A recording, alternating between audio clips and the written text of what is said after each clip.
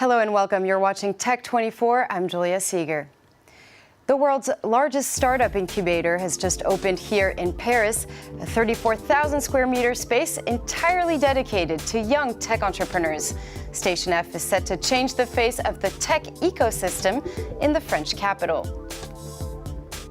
Plus, we'll look to the stars with a smart telescope by French startup Vaonis. Stellina is a huge boost to amateur astronomy equipment, as it enables every one of you to explore the cosmos from the comfort of your home. But first, a unique startup competition between Paris and New York City has just taken place. It's called Pitch in the Plane, and as the name suggests, the goal is to pitch an innovative idea to a panel of international investors 35,000 feet above the Atlantic. Karina Chabour and Claire Williams have this report. He's known as the president's Mr. Digital. For his first official trip outside Europe, the sneaker-wearing Minister of Digital Affairs is heading to New York with 7 French startups. Their goal, break into the US market. Make our administration great again, make our planet great again, make our startup great again. We're going to make France an example, and I assure you we're off to a good start already. Now it's up to you. A pep talk ahead of a long journey across the Atlantic to the French Touch Conference in New York. On the way there, the startups have to win over a jury made up of investors and business experts. 10 minutes is short and long at the same time, but it's enough for us to judge if an entrepreneur can explain what they're doing and work out if they're determined and passionate. They have 10 minutes to do that. It's quick, but it's enough.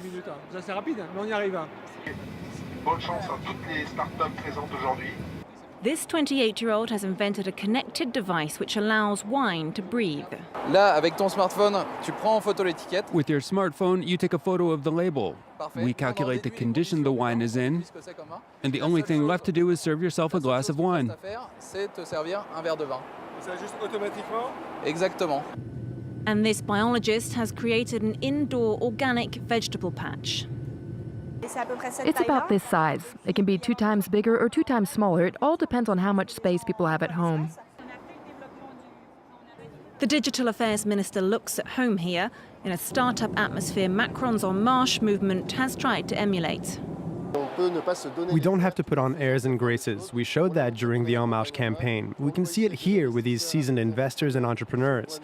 We don't have to be too serious when we're doing very serious things.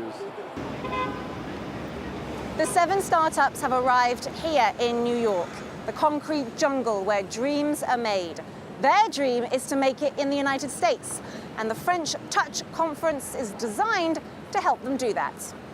The Frenchman behind the idea is Gaël Duval, an entrepreneur, investor and enthusiastic Emmanuel Macron supporter from the start. The maker of an indoor map system for buildings won the first prize. The jury gave a second prize, though, for innovation to the wine device maker. And the others aren't too disappointed. They've made contacts in New York they hope will help them enter the US market. It's in an old train station in the heart of Paris that French business tycoon Xavier Niel has decided to set up the world's biggest tech incubator. It's a 34,000 square meter space that's set to welcome over 1,000 startups. And among other things, entrepreneurs will have access to some 3,000 collaborative desks and a brand new Fab Lab. The Tech 24 team was at the inauguration. We spoke to Nicolas Prinsen, the founder and CEO of Glows, a new ebook reader for smartphones and tablets that will be accelerated with Station F as of September. We asked him how Station F can help his business. Let's take a listen. The way I see Station F is that it's a great platform for entrepreneurship. It provides a great network because it's going to concentrate a lot of great talent, entrepreneurs, engineers, and we have a lot of great ones in France. It's a great way to emulate all this environment and for people like us to recruit. Number 2, it gives a lot of visibility, especially with big partners. A lot of big companies are investing here, want to build partnerships to support startups with their knowledge, with their know-how, and their experience. And number 3, it offers prestige because everybody in the world is going to know about Station F, the largest incubator in the world, and that just brings a great light on what we do here. And everybody knows now there's great technology, great startups in Paris that are scaling worldwide. That's the kind of thing Station F can bring to this environment. And researchers from France are leading an ambitious European project to develop a unique camera that could be a game changer for self-driving cars and drones.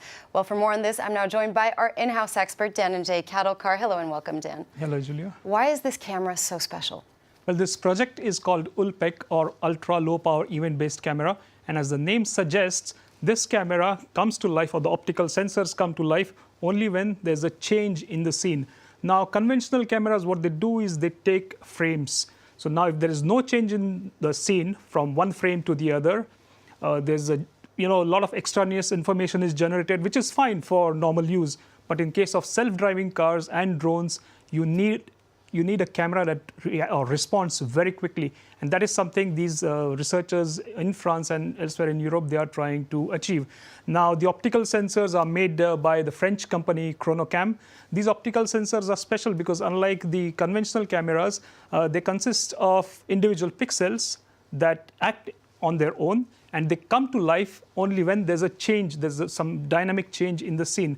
If there's nothing happening in the scene, the camera won't record anything. So you don't store extra information that you don't need. Exactly. So that saves a lot on power because you don't need that much power to process this unnecessary information. And secondly, because there's less data generated, it can react quickly to changes. So this is one of the specialties of the camera, the optical sensors. And after these optical sensors, they catch this light, which of course these sensors come to life only when the light, it crosses a certain threshold. And only when it crosses that threshold, the optical sensor, they start recording these images. And then these images are then turned into electrical signals, and then it's sent to the artificial neural network in the camera. And now this camera will also mimic the human brain. How will it do that? Well, the heart of the camera is the artificial neural network, which essentially consists of integrated circuits, which you can also call as artificial neurons.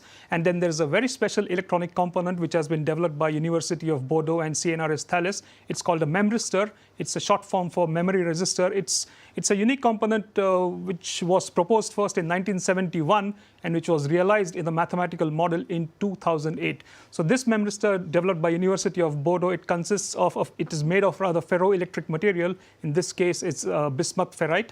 So what this does is it acts like the synapse in our brain. So you can tune this memristor by using voltage. The resistance can be tuned using voltage. And the more it gets stimulated by voltage, the network generates this ability to learn. So essentially, just to give a summary, it is an artificial intelligence in the form of hardware, which is quite unique because normally artificial intelligence, as we know, consists of crunching data using supercomputers, which means you need a lot of power. And by using this particular concept, you can save on a lot of power and get the results very quickly. So this camera, for example, can react in microseconds to any changes in the scene. Well, thank you so much, Dan. We're going to move on now to Test 24.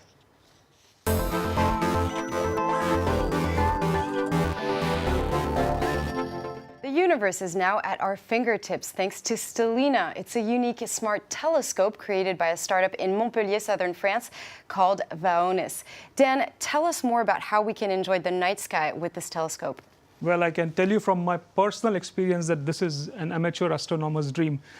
You don't have to worry about focusing your lens at a particular celestial object. All you have to do is use an application on your smartphone, point out at the object, which, like, for example, if you want to take a picture of Andromeda Galaxy, so you just point it in the app, and because this app is connected to the telescope, the lens will automatically point towards that object, and it will start taking pictures. And find the galaxy by itself. Yeah, absolutely. It is, because that's what makes it a smart telescope.